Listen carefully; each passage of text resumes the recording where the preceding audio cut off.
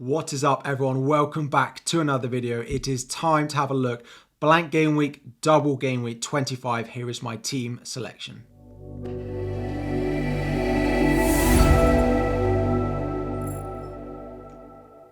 Welcome back, everyone. FPL Harry here. Game week 25 is around the corner and we are going to have a look at how I plan on lining up in game week 25. Of course, the big double. We've had Champions League fixtures.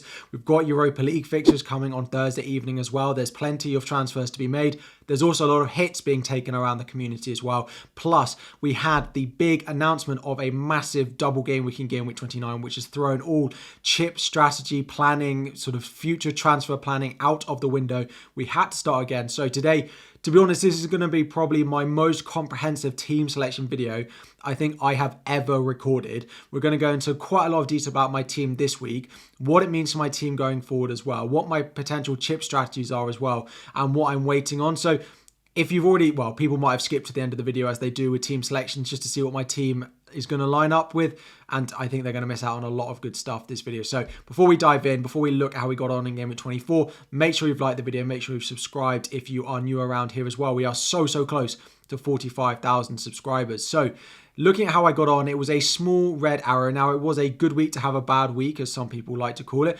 It was a sort of low-scoring game week. I scored 52 points. I did get that red arrow from 1.3 thousand down to about 1.8 thousand. It was a small swing either way that it could have done it for me. If I'd have put the captaincy armband on Marcus Rashford, if I'd have got that clean sheet from Kilman, if I'd got that clean sheet from Kepa, both of those just conceding one goal, probably would have been enough to put me on a green arrow. So not that bothered about that. It was about a 4-point red arrow. So not too disheartened about that. We did have, of course, the Arsenal double up in midfield. Mahrez didn't play was the annoying thing. So I benched Ben White. So I was happy that he didn't score. And then ended up coming in for Riyad Mahrez, which isn't ideal. Hopefully Mahrez does start against Bournemouth, but he is starting in the Champions League tonight, which again, I don't love that. Manchester City, difficult team to be buying into at the moment. Of course, Haaland blank. I also have Kevin De Bruyne blanked, and he looks like he's ill as well. So a lot of players that I potentially have owned for a while that I am looking to transfer on, and a lot of double game week news as well, which has really affected my planning. So just a very quick reminder of where we are for game week 25. It is the blank game week from Manchester United, Brentford, Newcastle and Brighton. If you have assets from Manchester United that aren't Marcus Rashford, I would probably sell them. Brentford and Brighton I'd probably keep because they double in game week 27, of course. And then Newcastle, I would be looking to sell anyone that isn't called Kieran Trippier. Now, in terms of double game weeks, of course, we have Liverpool, which is where a lot of the transfers this week are being targeted. We have Arsenal as well, where a lot of us already own triple Arsenal. And if you are confused about who to own from both these teams, do check out my 5 players to buy video from earlier in the week. Wolves and then Everton as well both have their double game week. Now, both of these fall into part of a much bigger fixture schedule. Now, don't worry too much about this, but this is what is taken from Ben Crellin over on Twitter. If you don't follow Ben Crellin on Twitter, make sure you go and do so. He's the guru of fancy chip planning, game week planning as well. So the yellow fixtures are those double game weeks. So we had that big double in game week 29 announced on top of the doubles that we have in game week 27 and game week 25 as well. Game week 28 we know is likely to be a reasonable size blank, and there's a lot of upsets in the cup. It will be a blank game week, but it's likely to be a big one as well. And game week 32 as well, likely to be a big blank game week. So game week 25 confirmed, game week 27 confirmed, game week 29 confirmed.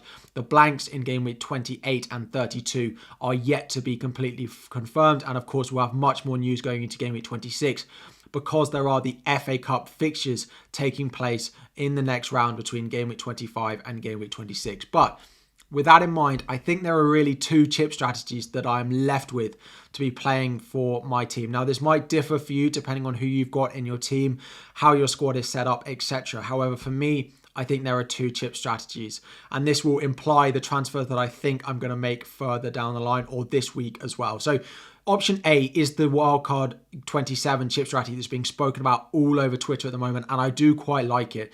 It allows you to bring in a lot of Liverpool players this year. They do have a double in game week 29, but it's not a great double. So you can wildcard in game week 27, plan for that really well. Play your free hit in game week 28, which is of course is the blank game week. So you can bring in lots of players who double in game week 27 from Brentford and Brighton, and bring in lots of players who are going to double in game week 29. Not worry about game week 28 and just free hit in the middle. The other chip strategy I have is actually try and play through, save my chips, go to game week 33, play my wildcard, then play the bench boost in game week 34. I've got free hit 37 in there. It could go 37. It could go slightly earlier before the wildcard. That's flexible, but the wildcard 33, bench boost 34 is a strategy we've spoken about for quite an amount of time. Now, what will decide whether I go for A or B? Now, this week, one of the big things is Liverpool. Game week 28, of course, Liverpool could have a blank game week. This depends on who wins out of Leeds versus Fulham. If Fulham lose to Leeds in the FA Cup, then Liverpool versus Fulham will go ahead in game week 28. What that means is all of us going and buying lots of Liverpool assets this week will suddenly have a much stronger team going into game week 28. We won't really need to play a free hit that week, which means option B becomes much more popular. However, if Liverpool do not have a fixture in game week 28 because Fulham beat Leeds in the FA Cup, then option A becomes more popular because the Liverpool assets we're buying this week do not have a fixture in game week 28. Now, it's possible that I could still go with option B even if Liverpool do lose, but I think it's unlikely. So just a quick view, very quick view, a reminder of how my team looks for game week 25 at the moment. In theory, I have a full 11. I have 2 free transfers. Patterson and Greenwood, the two that I look at there that I don't really like. Of course, Kevin De Bruyne missed out in the Champions League because of illness. So we've got to keep an eye on him about how ready he's going to be for game week 25 as well. So not massively happy with it. Again, there's no Liverpool in here, and that has to be a key focus point. I have the triple Arsenal. I've got Kilman for his double as well. Patterson, I don't expect to start probably either game. Max maybe one game, maybe substitute appearances. But it's okay. Just, I do think a Liverpool asset and then maybe fixing the likes of Patterson and Greenwood need to be where my transfers are focused.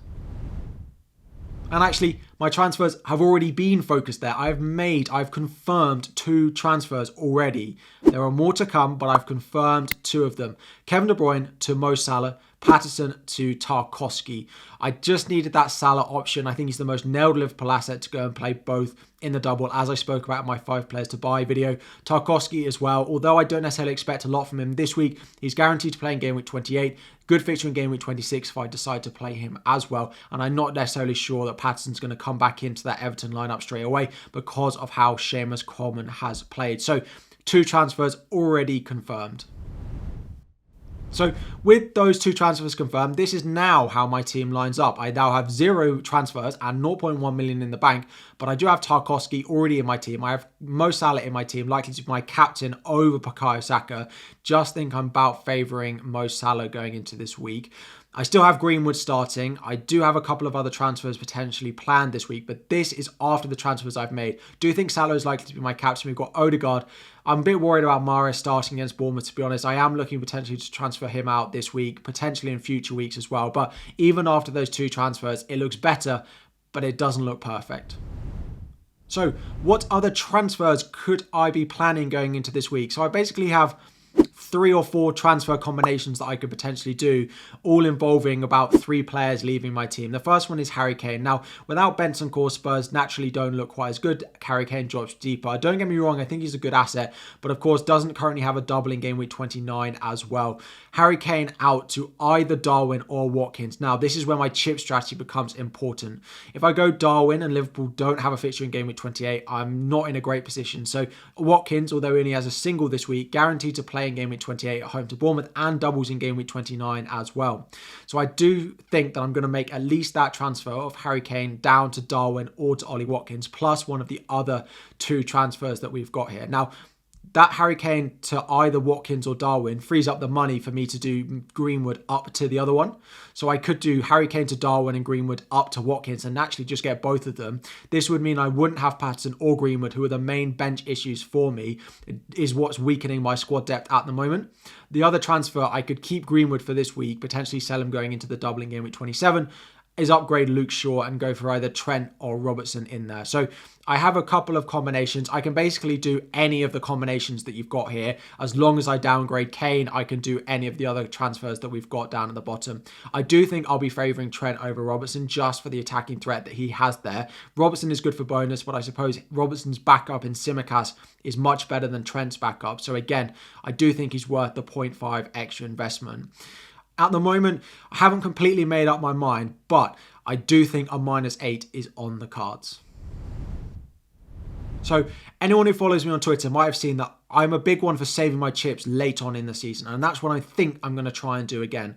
With that in mind, keeping Luke Shaw because he doubles well in game week 29, and actually going and get Ollie Watkins in, again, who plays in game week 28, and then again doubles in game week 29. I feel like it's a better move than going and necessarily getting Trent this week. So predicting to take a -8, which will involve Darwin in, so going for double Liverpool attack, not going on their defence. Yes, they could keep a clean sheet in the double, but do I expect them to keep 2 clean sheets? I think it's unlikely.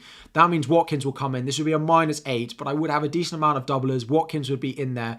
I wouldn't be massively invested in case Liverpool don't have a fixture in game week 28 as well. Do plan on captaining Salah over Saka.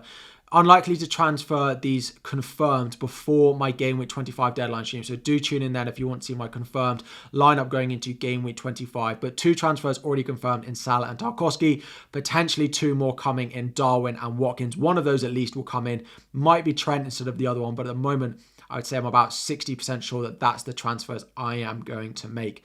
Again, if you've just skipped to this point in the video, please go and watch the whole thing. I rarely say go and watch the whole video, but I've really spoken about my chip strategy, the future planning that has come with the doubling game week 29 being announced as well, and what that means for my team and what it potentially could mean for your team as well. So do go and check it out. If you have enjoyed, if you found this useful, looking at your team, looking at how my team is lining up at the moment, don't forget to smash the like button. I'm going to try and hit 1,000 likes on the video. Hopefully a green arrow for me to get closer to that 1,000, top 1,000 managers. Thank you all so much for your support, all your kind words about my season, about my videos, and my rank as well.